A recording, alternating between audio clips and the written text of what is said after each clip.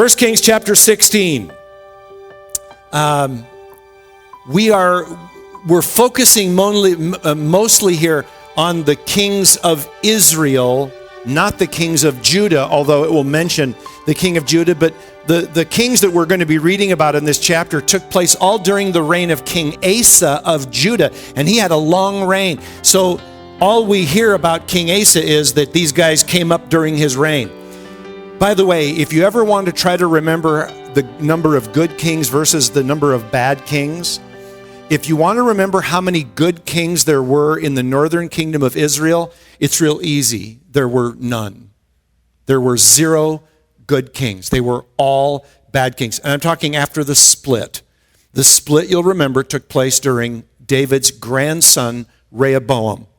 And after that point, Jeroboam became the first God-picked king of Israel, and he turned out to be a major loser. And he began a process of paganism and man-made religion that really just brought the kingdom to its knees and continued on in that same vein. And all the kings, for the most part, followed in the ways of Jeroboam. Doesn't mean God didn't use some of them, because he did. And we're going to see that in this chapter. But they were not good kings. And one of the things the Lord said to Jeroboam, who was, again, the first king of the northern split, which they called the kingdom of Israel, is God said to him, you know, eventually someday your whole family is going to get wiped out. And that happened during the kingship or the reign of a man named Baasha. And we talked about that last week. And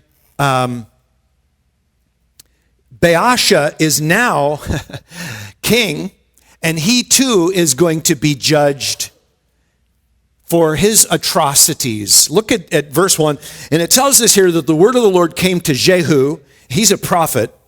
He's the son of Hanani, against Baasha, saying, since I exalted you out of the dust and made you leader over my people Israel, and you have walked in the way of Jeroboam and have made my people Israel to sin, provoking me to anger with their sins, behold, I will utterly sweep away Baasha and his house. And I will make your house like the house of Jeroboam, the son of Nebat. Anyone belonging to Baasha who dies in the city, the dog shall eat, and anyone of his who dies in the field, the birds of the heaven shall eat. And that's the exact same thing that God said to Jeroboam. Now he's saying it to Baasha, who the Lord used to bring judgment upon the house of Jeroboam, but the man Baasha never gave his heart to God, and so now he too is being judged for his atrocities. I don't know if that weirds out your theology or not, to see God using ungodly people, but it's replete within the pages of Scripture. I mean, there are so many instances of God. Well, let's face it, God uses Satan.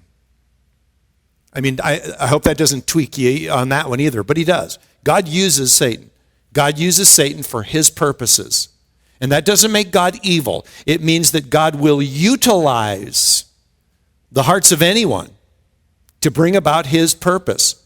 We see it not only among men, but we see it even in the book of Job. We see the Lord giving permission to Satan to do and allow to do certain things to the life of Job, which for any other redemptive purpose would seem like great cruelty, but there was redemptive purpose in it. God has very clear redemptive purposes in what he is doing in the life of the man Job. And you have to see that in the book, otherwise it's just an exercise in confusion. And for a lot of people it is. You read through the book of Job and it's kind of like, in fact, I remember many years ago, I was brand new in the Lord, and I had this guy come up to me, and he was asking me about the book of Job. And frankly, I'm not sure I even had read it at that point.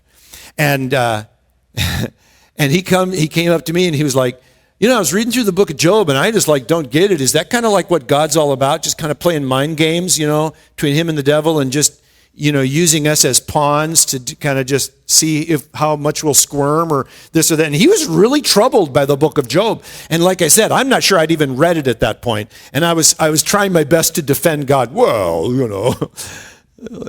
big idiot I was, didn't know a thing about it. But but even after I've read and taught through the book of Job several times, it still tweaks people unless you understand God's redemptive purpose. Unless you understand that God uses even those who are evil to bring about his purpose. And there's something comforting about that. I mean, good grief, we just read that verse in Romans just last Sunday, that God works all things together for the good of those that love him and are called according to his purpose. And we know that some of the things that go on in our lives are flat out evil. And yet the promise is God will use them for good for those that love him and are called according to his purpose. And that includes the actions. Hey, think about Peter. God allowed Satan to sift Peter as wheat. Was there a redemptive purpose in that, or was God just toying with Peter? Of course there was a redemptive purpose. What about Paul's thorn in his flesh? He called it a messenger of Satan. And yet, was there a redemptive value in what God allowed come into Paul's life through that? Of course there was. Paul even explained it to us in 2 Corinthians 12. So we're not weirded out when we find out that this man Baasha was used of God to bring judgment upon the house of Jeroboam for his sin, and then God turned right around and judged Baasha because he never repented of his own sin. In fact, followed in the footsteps of Jeroboam, and now is dealing with the same kind of judgment that had come upon Jeroboam. It says in verse 5, "Now the rest of the acts of Baasha and what he did and his might, are they not written in the book of the Chronicles of the kings of Israel? And Baasha slept with his fathers and was buried in Tirzah, and Elah, his son, reigned in his place." And we're told here almost as kind of a parenthetical comment, "Moreover, the word of the Lord came by the prophet Jehu, the son of Hananiah, against Baasha and his house, both because of all the evil that he did in the sight of the Lord, provoking him to anger with the work of his hands, in being like the house of Jeroboam, and also because he destroyed it." Isn't that interesting? So now we see in the 26th year of Asa, king of Judah, and that's just simply a way of marking the date, Elah, the son of Baasha, began to reign over Israel in Tirzah, and he reigned 2 years. But his servant Zimri, commander of half his chariots, conspired against him. And when he was at Tirzah, drinking himself drunk in the house of Arza, who was over the household in Tirzah, Zimri came in and struck him and killed him in the 27th year of Asa, king of Judah, and reigned in his place. Now, so, we're seeing this succession of monarchies rising in Israel simply because they know how to assassinate someone. That's how much now the kingdom of Israel has tumbled into chaos. And there's no order and there's no godliness, and this paganistic way of thinking is now overtaking the way they do life in every capacity, including how they run the country. Isn't this just delightful? And so this man named Zimri waits for the point when this Elah is just good and liquored up, and he goes in and he kills him, and he makes himself king. And so all this happened in the 27th year of Asa. And then look what it says in verse 11. "When he began to reign, as soon as he had seated himself on his throne, he struck down all the house of Baasha." Now that's in keeping with the prophecy made, right? By Jehu, that we just read about here at the beginning of the chapter. It says he didn't leave a single male of his relatives or his friends. Wow. He not only killed all of his family, but even his friends. If you're a friend of the former king, this guy is going to kill you. "Thus Zimri destroyed all the house of Baasha according to the word of the Lord, which he spoke against Baasha by Jehu the prophet, for all the sins of Baasha and the sins of Elah his son, which they sinned and which they made Israel to sin, provoking the Lord God of Israel to anger with their idols. Now the rest of the acts of Elah and all that he did, are they not written in the book of the Chronicles of the kings of Israel?" So again, just this crazy succession of kings in Israel. It says now in the 27th year of Asa, king of Judah, Zimri reigned, get this, 7 days. That's got to be a long reign here in the records of the annals. It says 7 days in Tirzah. Now it tells us here why. The troops were encamped against Gibbethon, which, by the way, belonged at that time to the Philistines. And the troops who were encamped there, the word got around to them. They heard that it was said, Zimri, who of course was one of their commanders, has conspired and he has killed the king. Therefore, apparently they didn't like Zimri very much, so they all made Omri, the commander of the army, king over Israel that day in the camp. Isn't that interesting? So Zimri probably wasn't a well-liked guy. He was a commander of half of the king's chariots, and yet when he assassinated the king and forced himself onto the throne, everybody said, he's not getting to be king. And they actually just crowned another king within 1 week's time of Zimri taking the throne. But Zimri was there long enough to accomplish God's purpose, which was to wipe out the family of Baasha in accordance with the prophecy made about him. So it says in verse 17 that Omri went up from Gibbethon, and again, he was the commander of all the army, and all Israel with him, and they besieged Tirzah.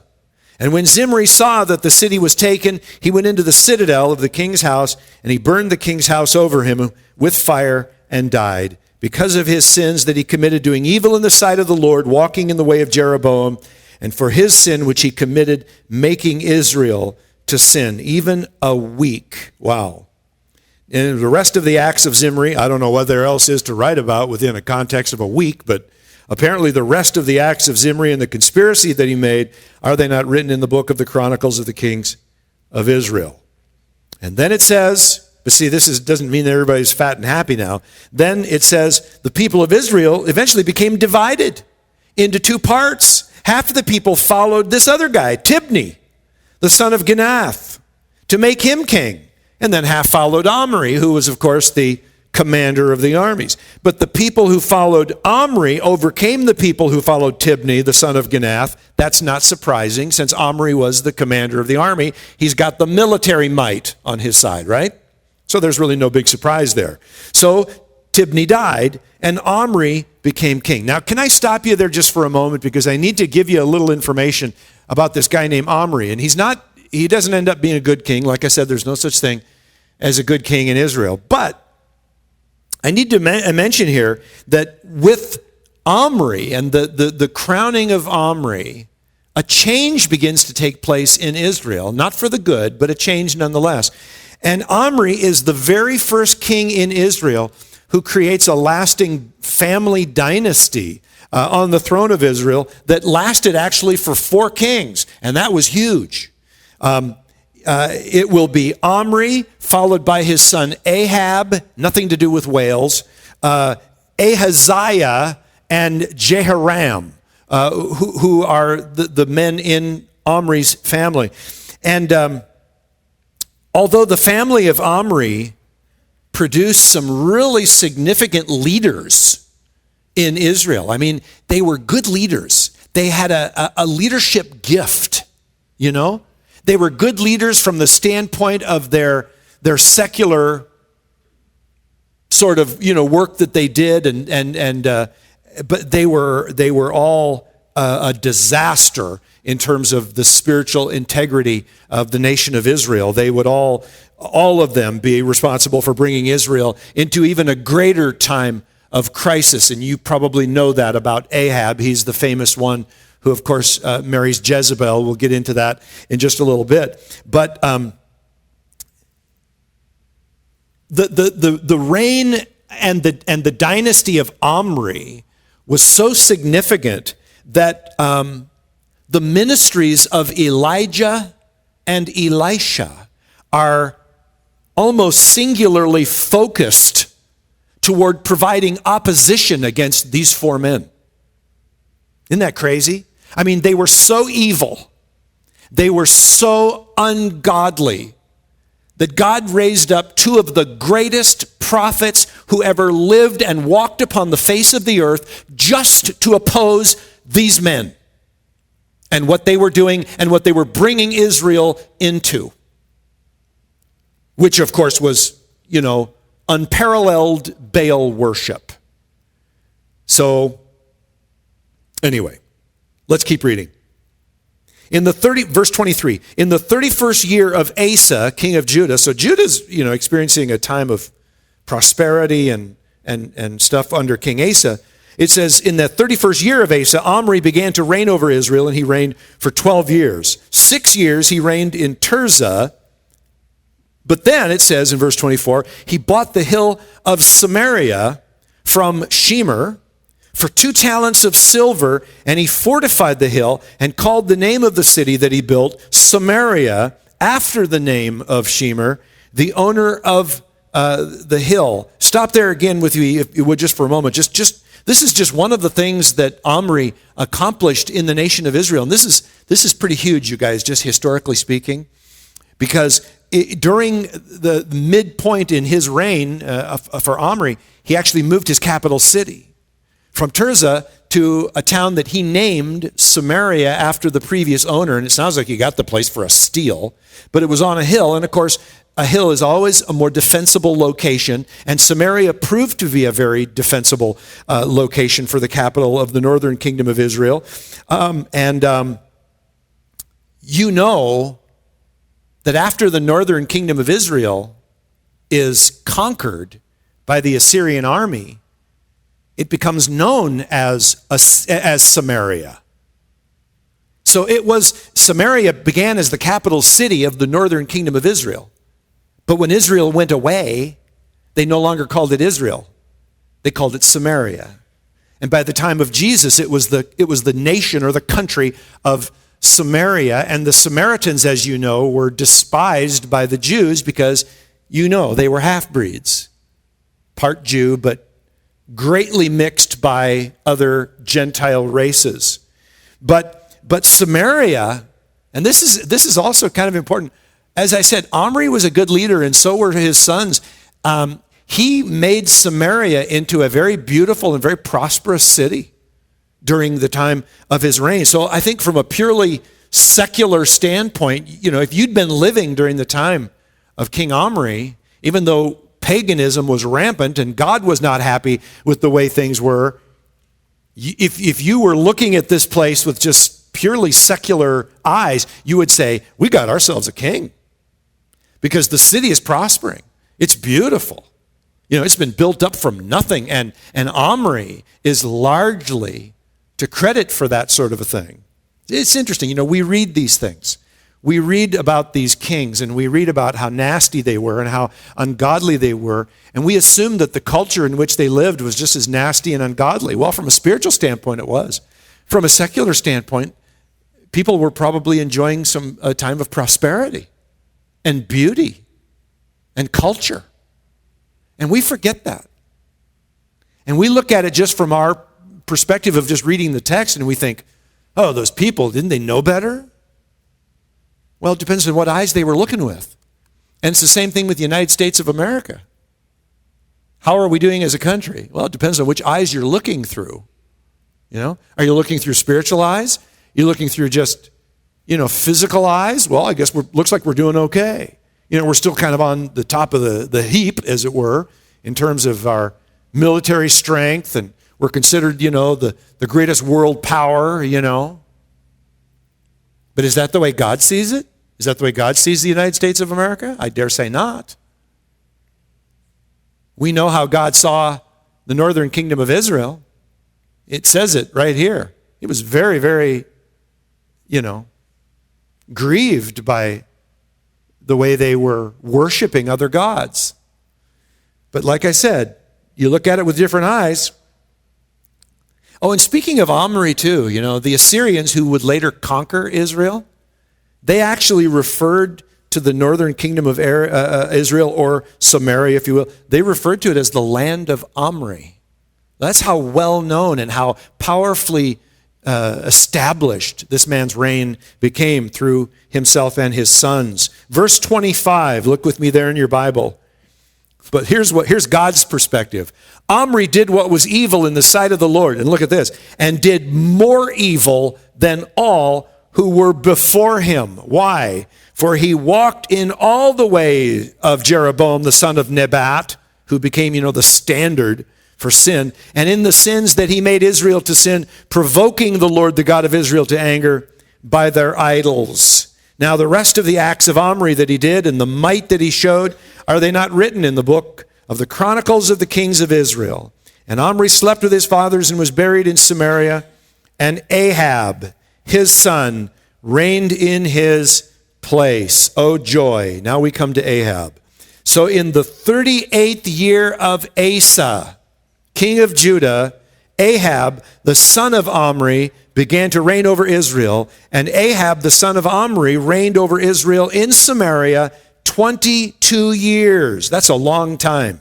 And Ahab, the son of Omri, did evil in the sight of the Lord. In fact, we're told he even outdid his dad. It says here, more than all who were before him. So Ahab now has the prize in God's eyes of actually leading the people into more sin than any of his predecessors. Verse 31 says, and as if it had been a light thing for him to walk in the sins of Jeroboam, the son of Nebat, he did this further grievous thing. He took for his wife Jezebel, the daughter of Ethbaal, king of the Sidonians, and went and served Baal and worshiped him. Stop there for just a moment, please. Now, again, depending on what eyes you look through, this was a grievous thing to do, or it was a really smart thing to do. Politically speaking, this was a smart thing to do. Why? Because Israel was no doubt having border tuffles with the Phoenician army. And so what better way to get rid of all those issues than to take the daughter of the king as his own wife? And they did that back in those days. Even Solomon, married an Egyptian woman, no doubt politically motivated, just as a bond of peace between the two nations. And so from the standpoint of just secular thinking, you see this marriage between Ahab and Jezebel, and you think, this is a smart move. Because not only is he going to quell any fires that might have been raging on the border between Israel and Phoenicia, but now he has an ally. When somebody comes against him, I can just go to my pop-in-law and just say, hey, bud, we're getting kind of, hassled here by one of our neighbors. How about we rally our armies together and come against these guys collectively? Yeah, no problem. This was a smart political move. But this was a grievous spiritual move because Jezebel brought into the country a zealousness toward Baal worship that was unprecedented up to this point. And we're going to find out as we get into the next chapter that not only did she worship Baal, but she went around systematically murdering the prophets of the Lord. So she was not going to put up with any kind of opposition as it relates to her own form of worship. Verse 32 tells us that Ahab also erected an altar for Baal in the house of Baal, which he built there in the city of Samaria. And Ahab made an Asherah, meaning an Asherah pole. Look at this. Just repeating it in case we didn't get it the first time. Ahab did more to provoke the Lord, the God of Israel, to anger than all the kings of Israel who were before him. And then we have this curious note right here at the end of the chapter. It says that in his days, Hiel of Bethel built Jericho, and that should be rebuilt Jericho, because you remember it was devastated by who? Joshua, right? And the armies of Israel when they came into the land. Remember, it was the first city that fell.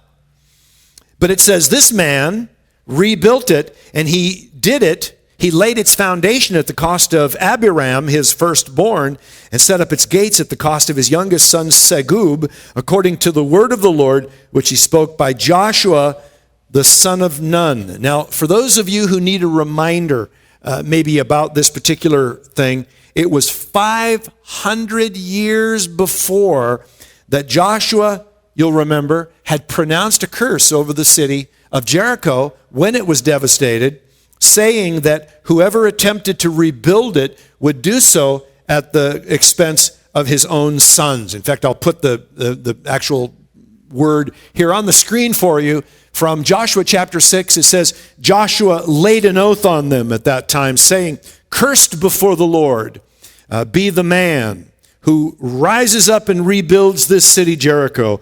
At the cost of his firstborn shall he lay its foundation, and at the cost of his youngest son shall he set up its gates."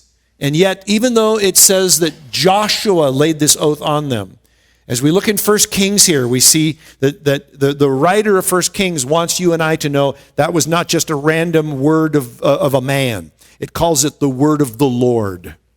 In other words, Joshua was speaking prophetically from the voice of God at that time, and it was not just a random comment made by a man. Chapter 17. Now Elijah the Tishbite of Tishbe in Gilead said to Ahab, "As the Lord the God of Israel lives, before whom I stand, there shall be neither dew nor rain these years, except by my word." Stop there, please, if you would, for a moment. What's really fascinating about this section as we get into chapter 17 here is that the author of the book makes a significant change in the writing of 1st and 2nd Kings, because from this chapter in 1 Kings through the 9th chapter of 2 Kings, and you would say, what's Kings all about? Well, it's about the kings, hence the name. But again, from here to the 9th chapter of 2 Kings, the central figures are Elijah and Elisha. And they make up the focal point of the narrative in a very dramatic sort of a way. So in the midst of this horrific slide toward paganism and the deterioration of the spiritual health of the nation of Israel, what happens? God raises up two of the most amazing prophets who are ever to live upon the face of the earth, and brings them to front and center on the stage of Israel, the nation of Israel. And I find this tremendously encouraging, living in the United States of America at a time when we too have seen a tremendous spiritual slide in our country. And lest we begin to think that all is lost, we are reminded of the fact that God is in control, and God can raise up whom he will, and God can move upon the hearts of men as he wishes. And this is a delightful reminder for you and I that God is not without resources. The spiritual depravity of the nation of Israel did not limit God in any way in bringing about the most powerful prophetic ministries of these two men at this particular time in history. And I find it so fascinating that in order to combat the issues of the day, God didn't raise up an army or an organization, I guess, for that matter, to combat these things. He raised up two humble prophets. And the word that Elijah speaks here in verse 1 is a word of judgment. He sends the word to Ahab. And isn't it interesting that as quickly as Elijah jumps onto the scene, he's going to leave the scene for a 3-year period. But he pops his head out of absolutely nowhere. And he says to Ahab, "Oh, by the way, it's not going to rain around here except at my word."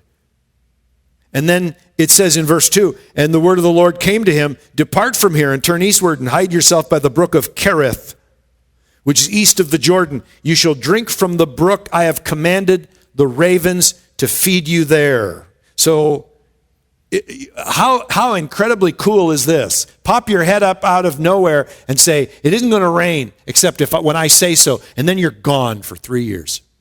Just gone. And so it says, "So he went and did according to the word of the Lord. And he went and lived by the brook Cherith, that is east of the Jordan. And the ravens brought him bread and meat in the morning, and bread and meat in the evening, and he drank from the brook." Can you imagine what it would be like for that period of time to be fed by birds? How they did this, we have absolutely no idea. But, I can imagine, in my mind, I suppose.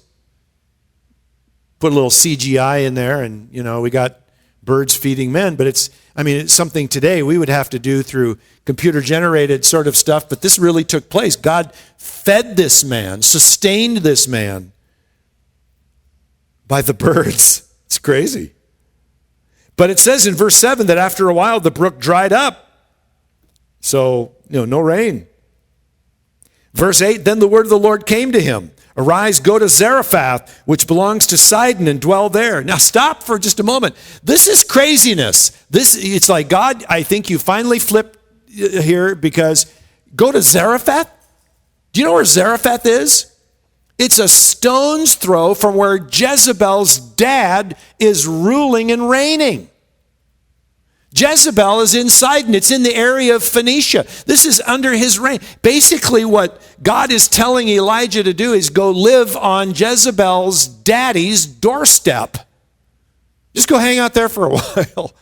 Not only that, well, you know what? In fact, there are three things that would have made this a very strange thing. But you'll notice here, I kind of stopped in the middle of verse 9. Here's what God says to him. Behold, I've commanded a widow there to feed you. Now that's crazy too. But he says in verse 10, so he arose and went to Zarephath. Now, there are three things about this command from the Lord that I think must have sounded very strange to Elijah and would have called upon him to exercise faith. One is that he is literally told to go to the center of Baal worship. Okay? Here's a man who is given by God this calling of opposing Baal worship and combating a king of Israel who is into Baal worship. And God tells him during this time of hiding to go right on to Jezebel's daddy's doorstep and hang out there. Second thing, he tells him to travel, and if you look at a map, he would have had to travel across the heart of Israel to get there. So in other words, he's got to come out of hiding in order to walk in the open, to go to this place. And thirdly, he told him to find a widow. Now, I don't know, maybe after being fed by birds for this period of time, nothing sounds too strange anymore. But you don't usually go to a widow to get things from, because they don't have any resources. In fact, during that time, widows were dependent on other people to live, literally to live. And so you can see that this is hardly the place that a person in their mind would go and look for help, right? Don't you love, though, the way God works? I mean, this passage of Scripture just reminds you and I of something. If we're going to try to figure this thing out with our brains, we are in a world of hurt. If we're going to try to figure out this life with my brain, your brain, we are in trouble. Because we're not going to follow the plan of the Lord. God's plan is usually ridiculous. Go to the center of Baal worship, walk across Israel, you've had me in hiding all this time, and then go see a widow who probably has like nothing? God says, yeah, that's what I want you to do. Do you understand, people, that the word of the Lord often makes no logical sense from an earthly perspective? I mean, have you ever read through the Bible and just seen how many times God gave people commands that from a human perspective, would have landed you in a padded cell with one of those neat little white jackets that ties in the back? Because they just sound crazy. Well, we're in the middle of verse 10. And when he came to the gate of the city, behold, a widow was there gathering sticks. And he called to her and said, bring me a little water in a vessel that I may drink. Now, again, there's a drought going on, a huge drought, and we're going to find out here that it's even affecting the nation of Phoenicia. But you might say, well, why didn't the woman just say to him, hey, listen, pal, are you new in the area? Don't you know it hasn't rained here for a long time? In the Middle East, if somebody came and asked you for a drink of water, you were duty-bound by just the laws of hospitality to just take care of them. And it says in verse 11 that as she was going to bring it, he called her and asked for something further. He said, bring me a morsel of bread in your hand. And she turned around and she said, listen, as the Lord your God lives, I have nothing baked right now, only a handful of flour in a jar and just a little bit of oil in a jug. And now I'm gathering just a couple of sticks that I may go in and prepare it for myself and my son that we may eat it and die. It sounds like she's putting poison in it so that, but no, it's a phrase to say, this is our last meal. I'm going to go prepare what little I have so that we can eat it. And after that, we're just planning on starving to death. And that was her position. So she had no one to help her, right? This is the widow that God called upon to help Elijah during this time of famine. God called upon a woman who had nothing to offer. When's the last time you looked at what you could do in the kingdom of God and you thought, I have nothing to give? Yeah, you're just the person God's looking for. Because when you have nothing in your hands, they're open for God to put his resources in those same hands. Chances are, if you've got a lot of things in your hands, it's going to be tougher for God to put his stuff there. Because we become pretty self-sufficient, thinking we've got everything kind of dialed in. But I love the fact that God calls upon this woman, this widow, this pagan, to be his vehicle of sustaining the prophet Elijah. She has nothing except an outlook that death is very near, a death by slow starvation. And verse 13 says, and Elijah said to her, do not fear, go and do as you have said, but first make me a little cake of it and bring it to me, and afterward make something for yourself and your son. Boy, that's just the audacity. Do you see what he's saying? He said, I understand you just have a little bit left, but just go ahead and go in and bake it. Oh, and bring the first part to me. Sounds like a man with guts, either that or a really dumb one. But do you understand what he's doing in this woman's life? Do you understand the call to faith, the call to put your faith in God? And God asks us for the first offering. The first.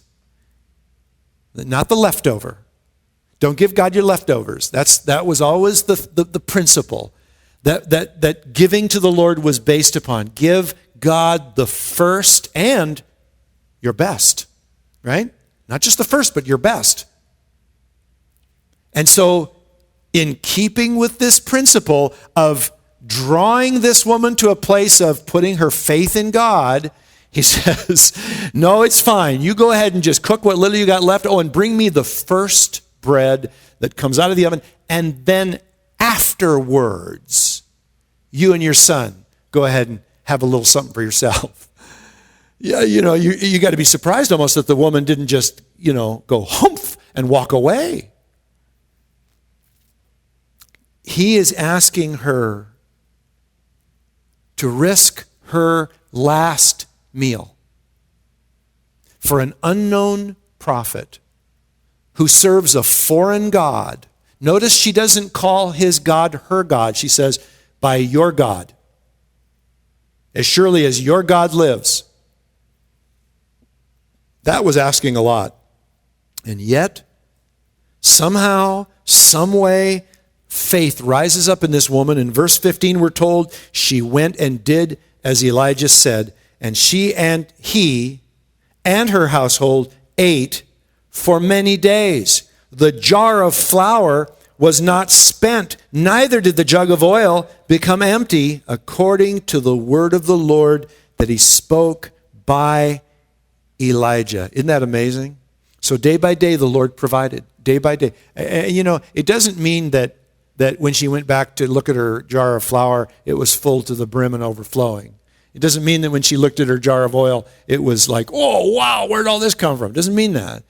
It means that every day she got out the jar to make a little bread, and there was always some left. And that, again, is a principle of how God provides. Weren't we told to pray, give us this day our daily bread? Not this week or this month.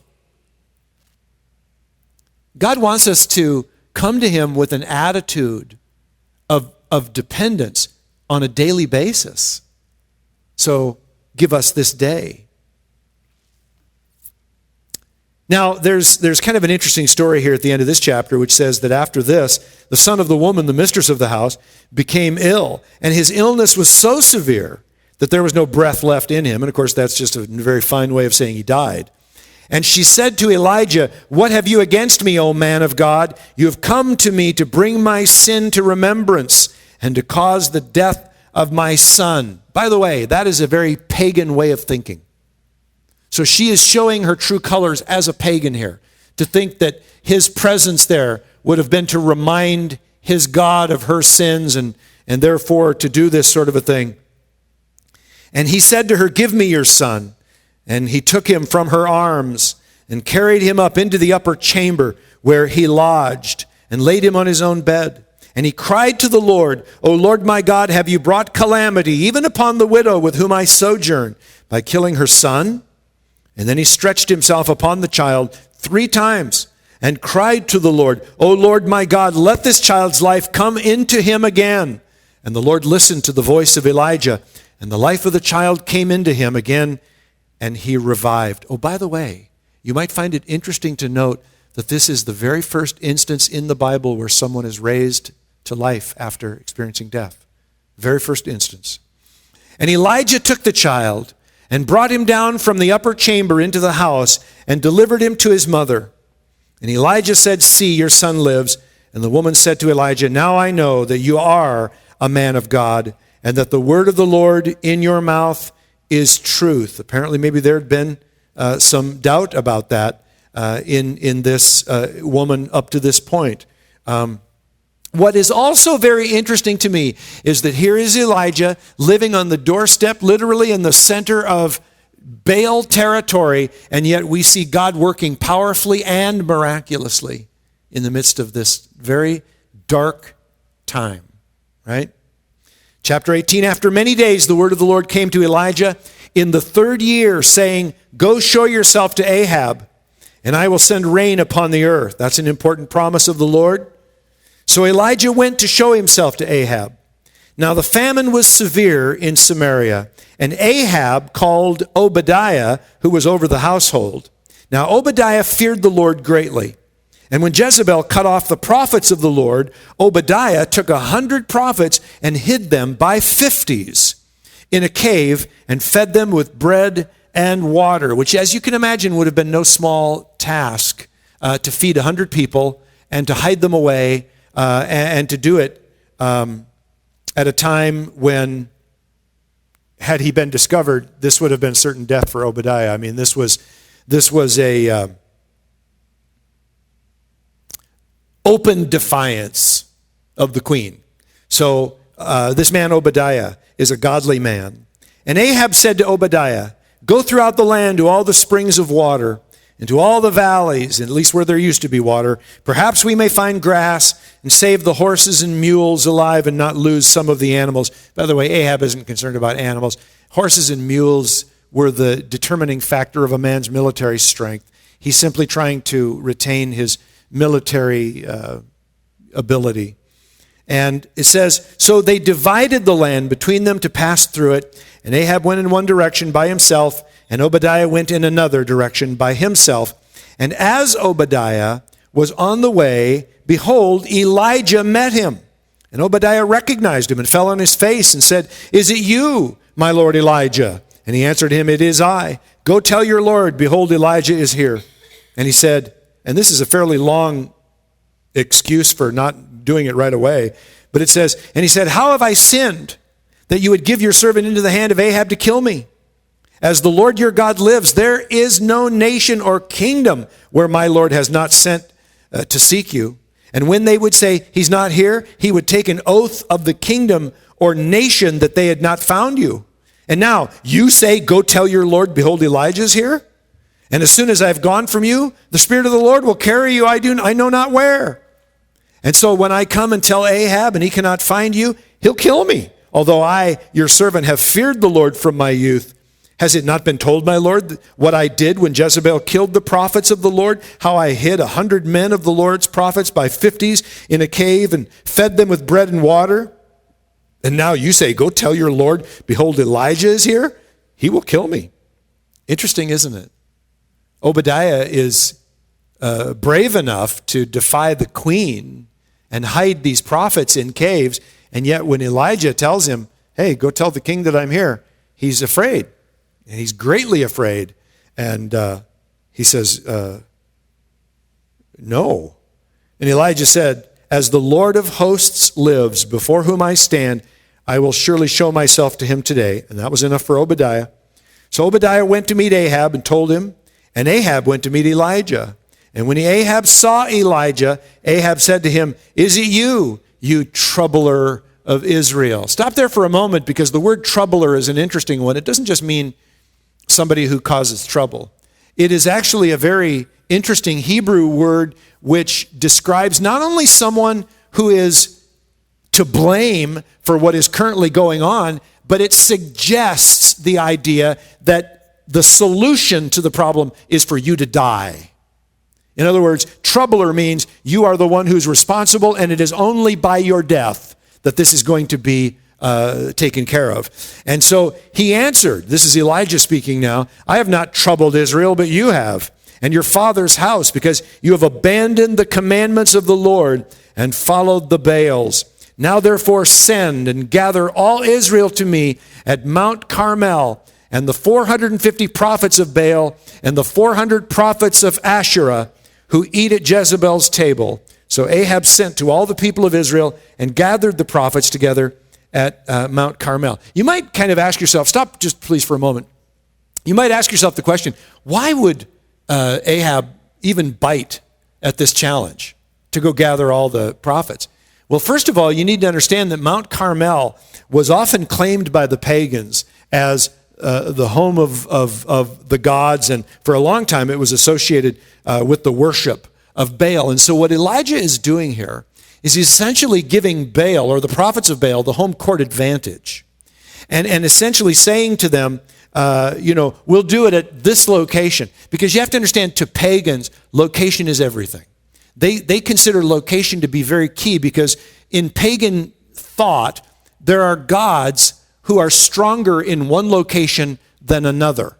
And we've talked about this before. That was just pagan thinking.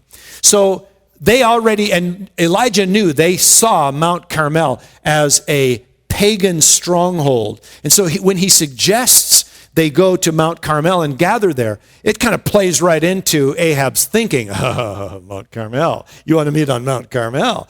No problem, sucker. We'll just meet on Mount Carmel, and you are dog meat, right? I mean, he's just thinking, this is perfect. He is playing into our hands. So verse 21. And Elijah came near to all the people and said, how long will you go limping between two different opinions?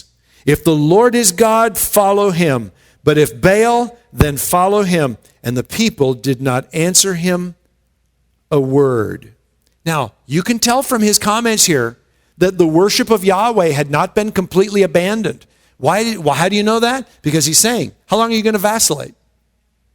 How long are you going to vacillate between the worship of God and the worship of Baal? So you can see that the people wanted to have their cake and eat it too. They wanted to worship Baal, but they also, Yahweh, but they also wanted to worship their pagan deities for all of the things that came along with that.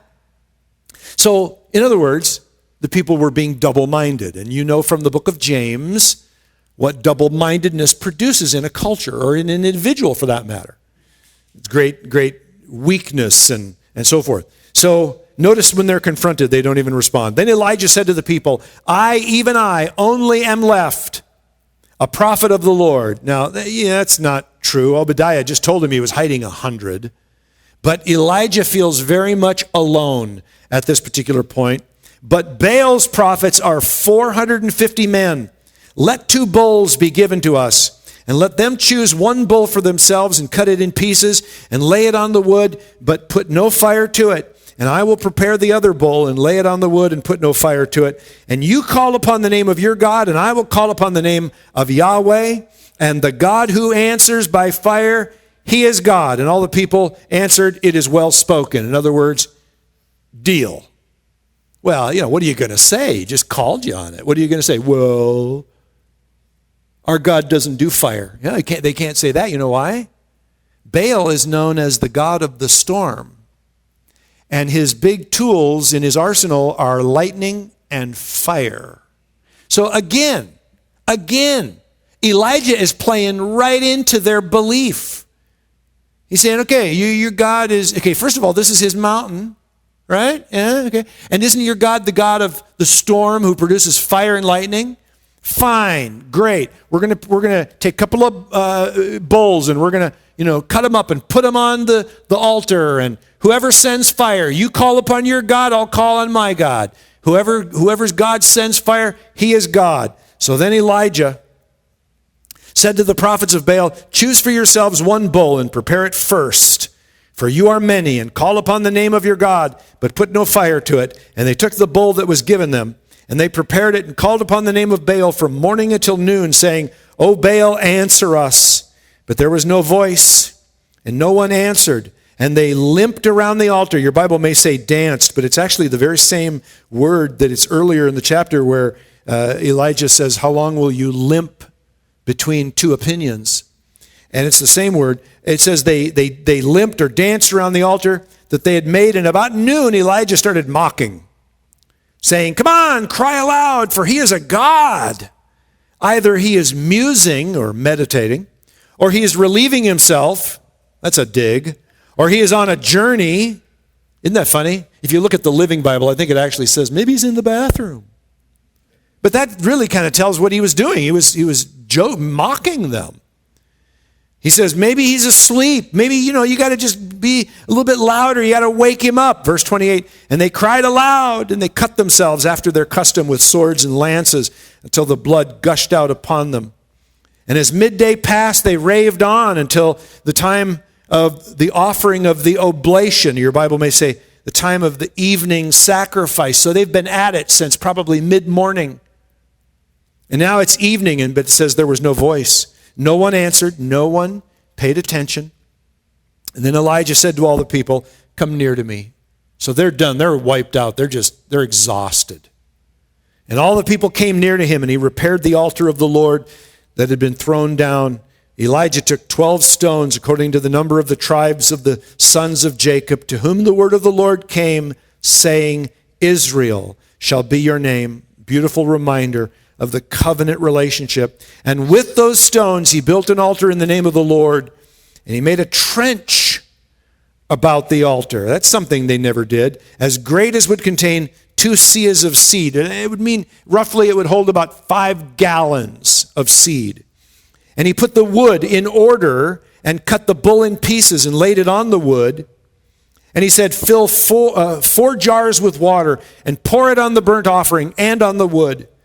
And he said, do it a second time. And they did it a second time. And he said, do it a third time. And they did it a third time. And the water ran around the altar and filled the trench also with water. And at the time of the offering of the oblation, evening now, Elijah the prophet came near and said, O Lord God of Abraham, Isaac and Israel, let it be known this day that you are God in Israel, and that I am your servant, and that I have done all these things at your word. Answer me, O Lord, answer me, that this people may know that you, O Lord, are God, and that you have turned their hearts back. And then the fire of the Lord fell and consumed the burnt offering and the wood and the stones and the dust, and licked up the water that was in the trench. And when all the people saw it, they fell on their faces and said, the Lord, or Yahweh, he is God. The Lord, he is God. And Elijah said to them, seize the prophets of Baal. Let not one of them escape. And they seized them. And Elijah brought them down to the brook Kishon and slaughtered them there. And Elijah said to Ahab, go up, eat and drink, for there is a sound of the rushing of rain. Actually, there was no such thing. But Elijah is speaking by faith. Why? Because at the beginning of the chapter, what did God say to him? Go to Ahab, I'm going to bring rain. Now, there wasn't any sign of rain. There wasn't even the sound of rain. But he is speaking out of the voice of faith. So he tells Ahab to go do this. And verse 42 says, so Ahab went up to eat and drink, and Elijah went up to the top again of Mount Carmel, and he bowed himself down on the earth and put his face between his knees, and he said to his servant, "Go up now, look toward the sea." And he went up and looked and said, "There's nothing. Clear sky." He said, "Go again." 7 times. And at the 7th time, he said, "Behold, a little cloud like a man's hand is rising from the sea." That's good enough, Elijah said. And he said, "Go up and say to Ahab, prepare your chariot and go down, lest the rain stop you." And in a little while, the heavens grew black with clouds and wind, and there was a great rain. And Ahab rode and went to Jezreel, and the hand of the Lord was on Elijah, and he gathered up his garment and ran before Ahab to the entrance of Jezreel. It's a pretty powerful passage, isn't it? Can I remind you of something? You know, we look at these guys like Elijah and we go, wow, what a hero. Remember what James said about Elijah? He said this. He said Elijah was a man with a nature like ours, meaning a sinful nature. He was just a man. And you know what? He prayed fervently that it might not rain. And for 3 years and 6 months, it did not rain on the earth. And then he prayed again very fervently, and heaven gave rain, and the earth bore its fruit. James is making that statement to remind you and I of what he had said right before this passage, which is the prayer of a righteous man is powerful and effective. But he wants you to remember that the prayers that came forth from men like Elijah were men just like us. They were people. They were human beings, flawed, sinful, struggling. But you know, the key question of this chapter, I would have to say, and perhaps even this study, is how long are you going to waver between two opinions? I mean, wouldn't you say that's kind of the theme here, at least in this last chapter? It was the challenge that Obadiah faced. You know, are you going to fear God? Or are you going to fear the king more? It's the question that Elijah put to the nation of Israel. Is it going to be God or is it going to be Baal? How long are you going to go back and forth and so forth? And I wish I could tell you that this single event spelled the end of Baal worship in Israel, but it didn't. Nevertheless, it's an important question. And it's a question that we need to be careful to keep before ourselves, because there are other gods, small g, that we can bow down and worship just as surely as if they were little statuettes or Asherah poles or altars to Baal. There are things that you and I worship in this life, and we have to be careful, because the Spirit would challenge us with the same question: how long will you waver between two opinions? And we need to be ready to get down on our face and say, the Lord, He is God, but not just for a moment, but to make it a life-changing confession and declaration of our lives, that if He's God, we're going to worship Him. And if these other things are not God, then we're not going to worship those things.